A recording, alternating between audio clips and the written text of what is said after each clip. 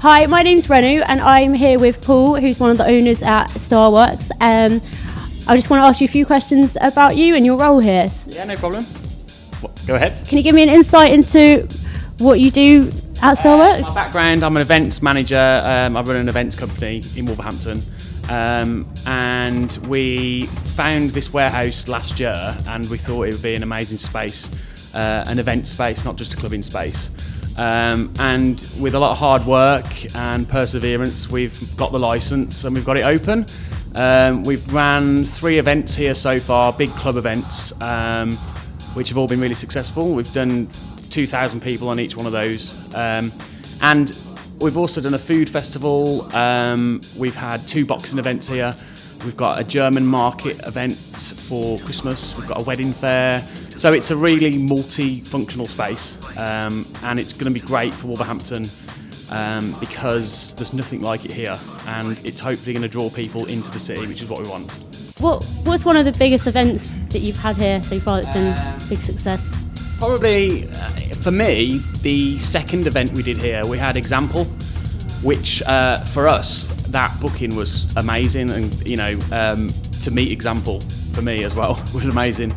So that would have been my best event so far, purely because I met Example and he played here, and he actually complimented the venue as well and said it's one of the best he's ever played in the UK. So for that was like incredible to hear.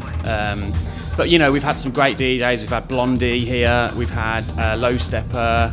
Tonight, the Glass guys have got Chris Lorenzo and Low Stepper. We've had Tough Love. We've had Artful Dodger. We've had Salado in the tech room. Lauren Low Song, Samuel, Philip George. Yeah, some massive DJs for Wolverhampton. So far, that's already a great achievement to have those DJs, because there was never anything like that in this city. So moving forward now, we just want to keep bringing the big DJs in and bring the people back into the city. So we're here with Ryan, who's the owner of Starworks Warehouse, and we're here to find out a bit more about his role within the club and why he got into the industry, basically. So can you tell me a bit about your background and what made you become the owner of this club, really? Yeah, so I'm 35, married, I've got 2 children.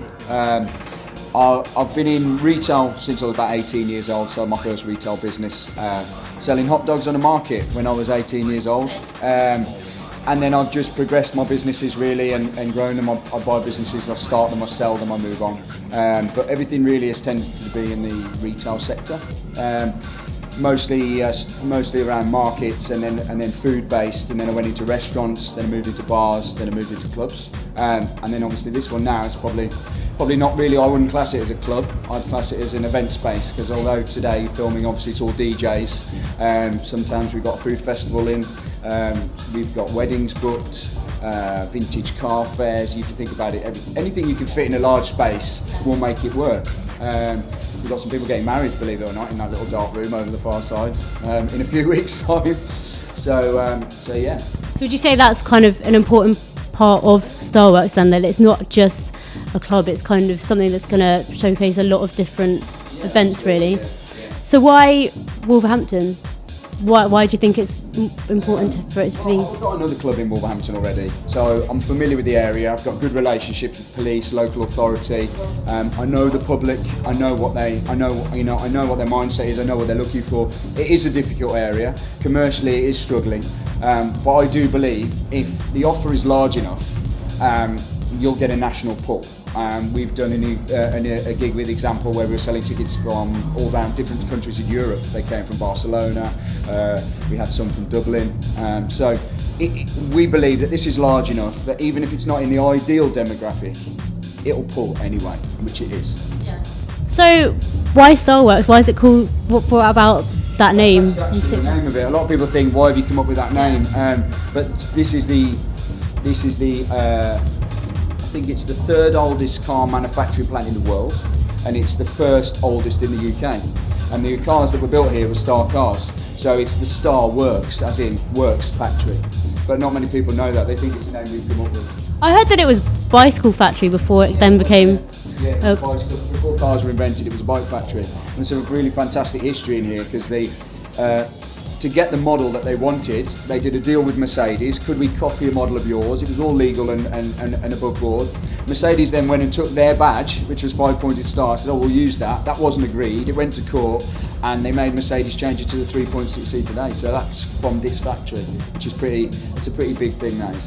And now it's a pop-up event. And now it's a pop-up event space, and hopefully within the next 2 months it won't be a pop-up anymore. It will be an event space where concerts or any type of event organiser can come in here and say, we've got 40,000 square feet here and we can create whatever you want in here. As long as it's safe, as long as it's commercially viable, we'll do it.